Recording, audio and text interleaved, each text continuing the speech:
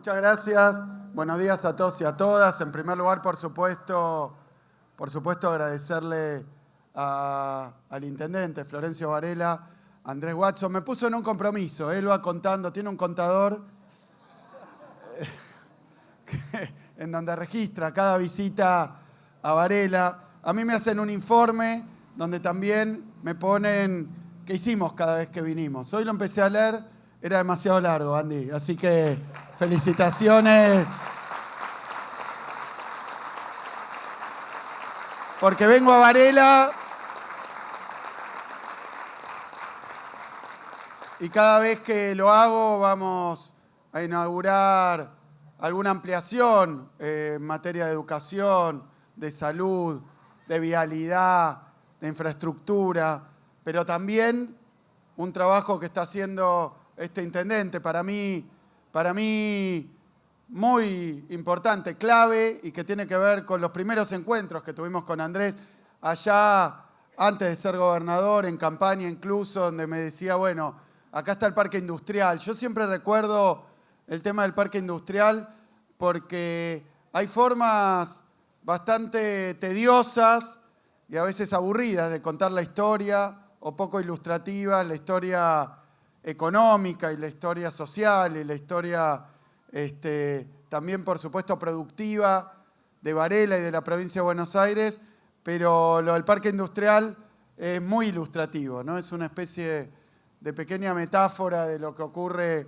en nuestra Argentina. Entonces, cuando venía las primeras veces, veníamos al parque industrial y me decía Andrés, bueno, acá hay 5 empresas que se localizaron allá por la década ganada, ¿no? Hasta 2015 es un parque, el PIC, ¿no? El PITEC, el Parque Industrial y Tecnológico de Varela, 5 empresas que se habían radicado y que después cuando vino Macri, todas con problemas, todas con dificultades, pero sobre todo congelada la cantidad de establecimientos. Varela, que es un municipio que tiene una potencia industrial muy grande, una potencia, por supuesto, universitaria, tiene un pueblo muy vigoroso y tiene también la producción agropecuaria, así que es un municipio muy pujante o con mucho potencial, y 5 empresas radicadas en el parque industrial, todas en riesgo de extinción, de irse.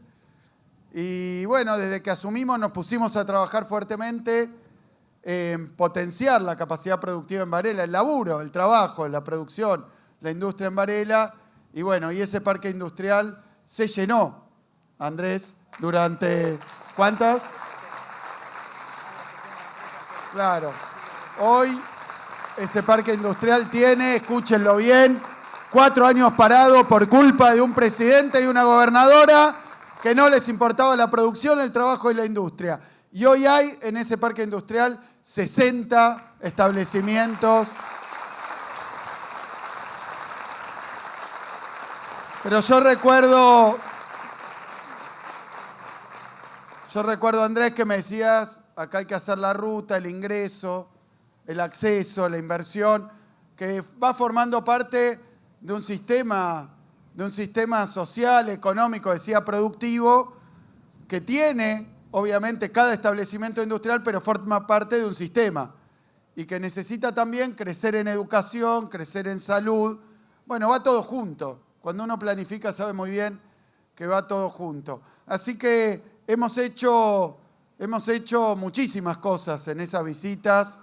Hemos traído, bueno, acá en Varela, que siempre Varela destacándose porque hay una política que tiene que ver con salud. Voy a centrarme en salud porque quiero hablar no solo de este centro de rehabilitación, sino de la política que mencionaba Nicolás, de nuestro plan quinquenal. Quiero hablar de que acá en Varela se inauguró hace poco, antes de las elecciones, un centro de atención primaria de la salud, un CAPS, que es un elemento central, un eslabón central en nuestra política de salud. Porque para los vecinos y vecinas, seguramente, porque estuvimos ahí y lo vimos, estaba la salita, que era un edificio viejo, antiguo, que requería bueno, obviamente una remodelación, una inversión grande para ponerlo al día. Hoy, cuando lo inauguramos, ¿no? La alegría de los vecinos y vecinas, bueno, fue un día agitado, pero ahí ahora hay 12 consultorios que funcionan, le dan atención al barrio, pero además forma parte, como decía recién, de una política de salud que tiene mucho que ver lo que hablábamos recién con el director del hospital y con Nicolás, con una mirada sobre cómo estructurar y cómo organizar el sistema de salud en la provincia de Buenos Aires. Hay algo de lo que siempre se habla que es el primer nivel de atención, la atención primaria de la salud. La atención primaria de la salud involucra no solo atender a los vecinos y vecinas cuando tienen alguna dificultad concreta, alguna dolencia, algo que requiere ir al médico, acercarse, sino tener un trabajo permanente y continuo de acompañamiento, de prevención, de formación en salud, que también coordina con el sistema educativo, con los clubes de barrio, es la capilaridad del sistema de salud, es el funcionamiento permanente del sistema de salud. Y algunos dicen, bueno, pero están abriendo y abriendo y abriendo centros de atención primaria de la salud. ¿Cuánta inversión, cuánto gasto, diría estos locos de la motosierra, ¿no? ¿Cuánto gasto, cuánto despilfarro? Hay que ahorrar, hay que achicar, hay que ir al déficit cero y la obra pública cero. Pero fíjense, esos consultorios atienden a vecinos y vecinas que empiezan a tener de manera completamente gratuita una atención distinta, periódica, de asistencia, de prevención, que evita que después tengan que ir a la guardia o tengan que internarse o tengan que operarse, tengan que ir con algo que sea una urgencia. Es como cuando el sistema de salud llega tarde, cuando hay que llamar al 911, si era evitable, si era posible a través de un proceso permanente, continuo, de acompañamiento, de formación y de prevención, que termine internado y en un quirófano, aunque Milei no lo vaya a entender nunca en su vida, es más barato para el Estado, es más barato para la sociedad. Representa un ahorro, pero claro, es una inversión permanente, continua. Y acá en Varela inauguramos un centro de salud muy importante para los vecinos, pero para nosotros, para Andrés, para todos los intendentes, para la provincia de Buenos Aires, para todos los bonaerenses, lo importante es también que fue el Centro de Atención Primaria de la Salud número 200 que inauguramos en esta gestión. 200 centros de atención primaria de la salud, con la historia clínica digital, y que bueno, representan uno más, pero un cambio de enfoque. Y esto que estamos haciendo acá hoy también, un centro integral de rehabilitación.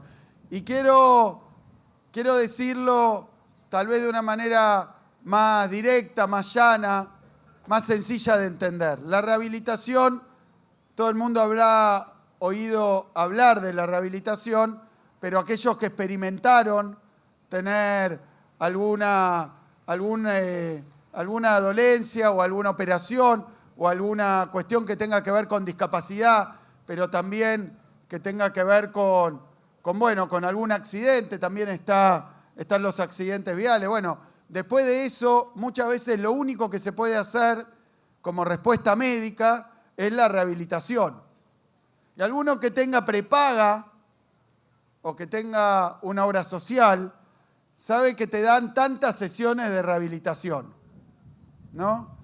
Porque, por ejemplo, tuvo un pibe, una piba, algún accidente, una fractura, algún tipo de accidente que tenga que ver con el deporte, después necesita rehabilitación.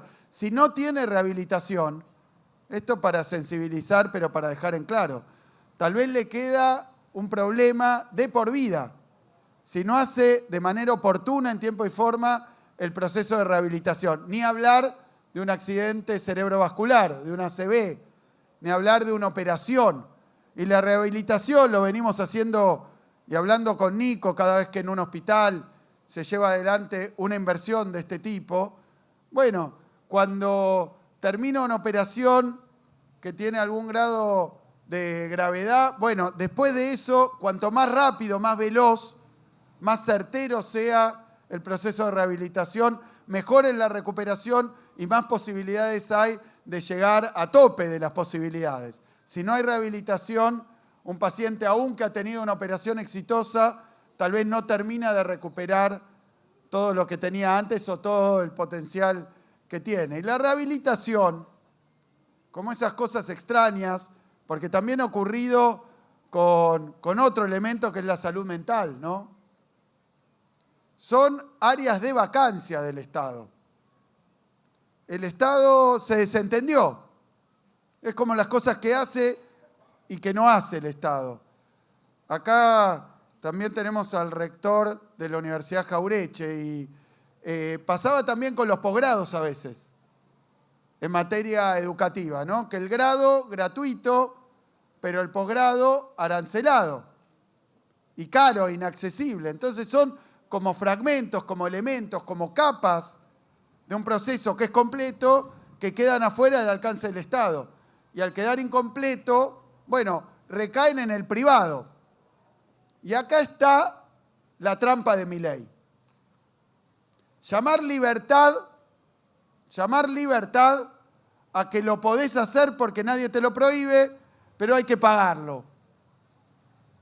¿Sos libre o no?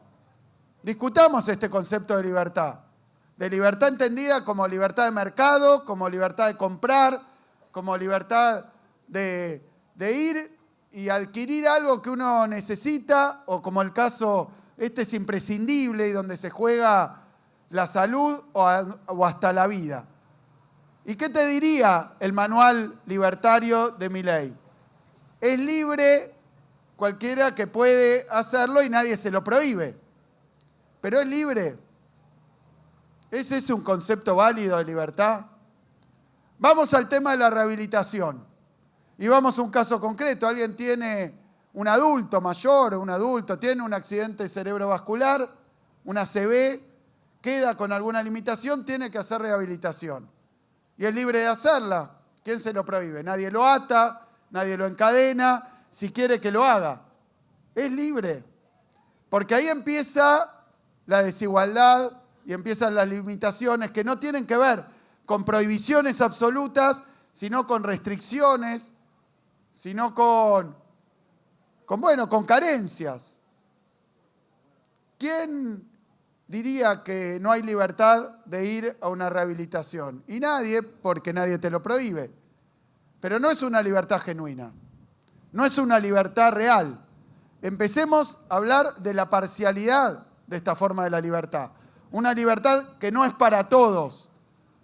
Y que no es para todos, que podría ser por cuestiones de discriminación o por cuestiones de limitaciones particulares, pero no es para todos porque hay cosas a las que se accede a través del cobro y del dinero. Y no todos tienen ese poder adquisitivo.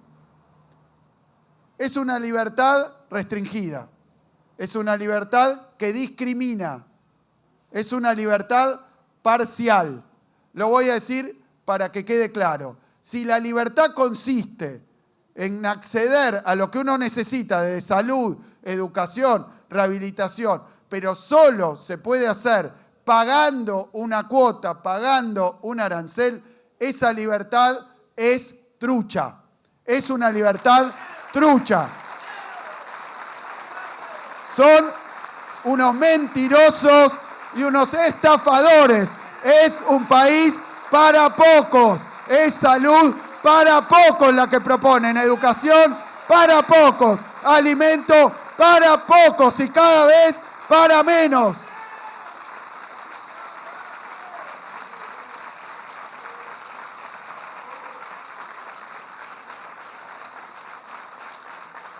Y es una mentira y un espejismo. Una mentira y un espejismo. Una estafa. Otra estafa más. Otra estafa más. No es con criptomonedas. Es con billeteras digitales. Es con cuentas bancarias. Pero solo puede acceder el que tiene el dinero. Y esto me parece que es un gran ejemplo. Como fue lo que también hicimos en Varela, que fue inaugurar un centro de salud mental. La salud mental también quedaba fuera del alcance del Estado. Entonces, en los hospitales generales no había servicio de salud mental. No había tampoco instalaciones específicas para salud mental. Yo realmente sé que falta un montón, sé que hay que seguir trabajando, pero estoy orgulloso de nuestro sistema público de salud, porque hoy la salud mental empieza a ser un derecho de acceso universal. Para el que puede pagarse, ya era, pero para el que no puede pagarse, también, porque el problema es el mismo y la igualdad y la libertad no tienen que calificarse por el grosor de la billetera de quien tiene una necesidad. Por eso acá hay un ejemplo muy claro. ¿Cuánto sale una sesión de rehabilitación por privado? Me decían recién, 50 lucas. ¿O más? ¿Puede ser? 50 lucas, una. Y para hacer un proceso de rehabilitación puede ser 10 sesiones.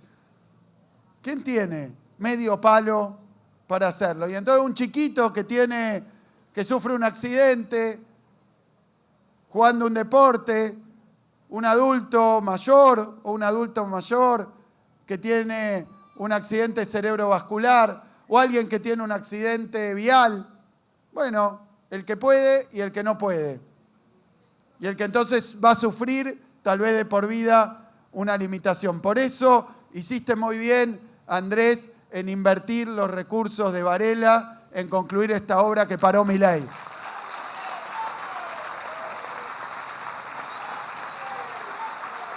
Porque a veces,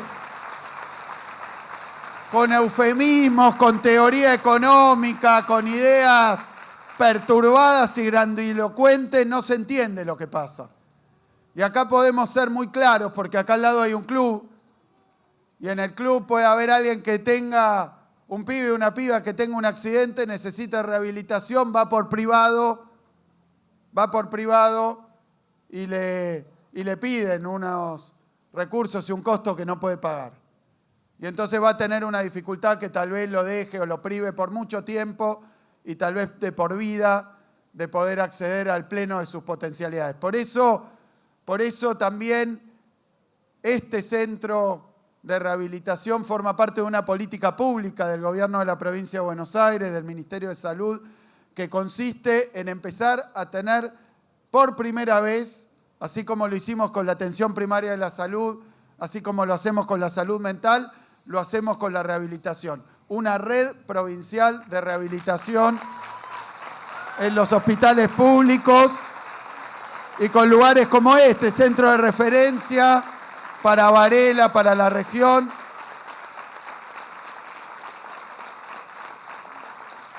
Donde no te pregunten cuánta plata tenés en el cajero, sino que te pregunten si lo necesitas o no lo necesitas. Y si lo necesitas, que haya un Estado presente que lo haga, aunque no lo puedas pagar.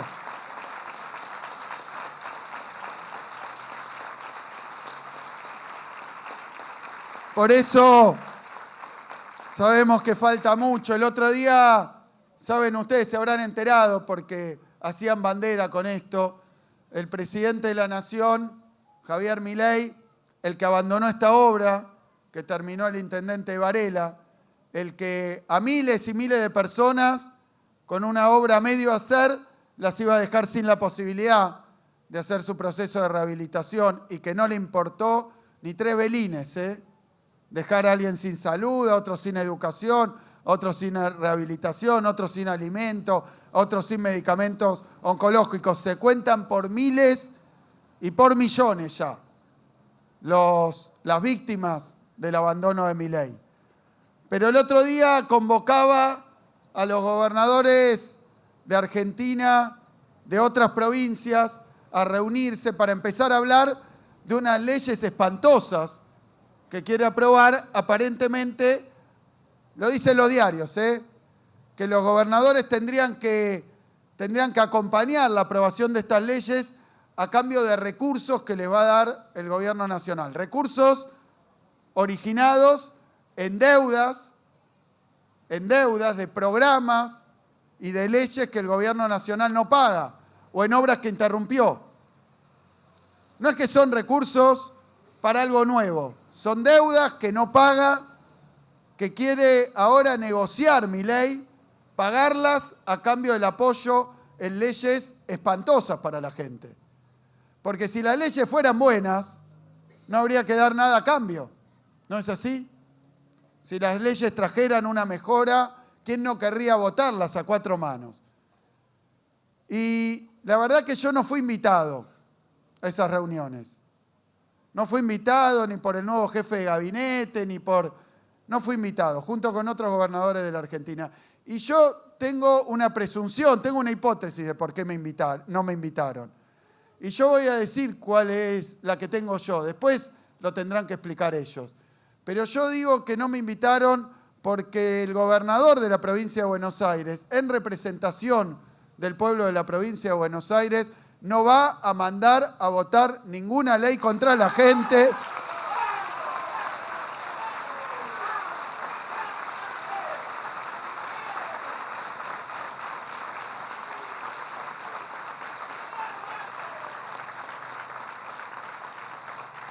Así que yo creo que no nos invitaron porque no mandaríamos a votar una ley que sea contraria a los intereses de nuestro pueblo. En segundo lugar, las deudas que tiene el gobierno nacional las vamos a reclamar como venimos haciendo en instancia judicial, a través de los medios de comunicación y muy prontito en la calle para que le paguen al pueblo de la provincia lo que le deben. Y en tercer lugar, porque tal vez el presidente de la Nación, Javier Milei, vive más tranquilo sin enterarse del daño que está produciendo.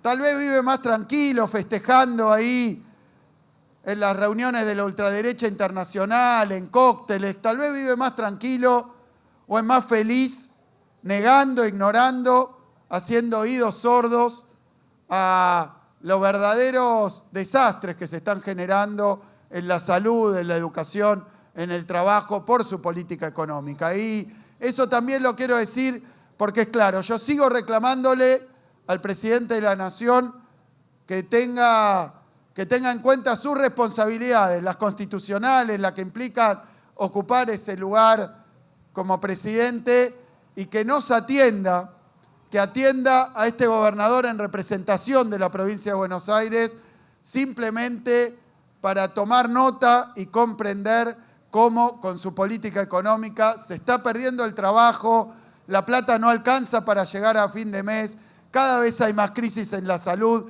en la educación. No va a encontrar en mí ni un aplauso, ni una sonrisa, va a encontrar la descripción de la realidad y el desastre que está generando con sus políticas.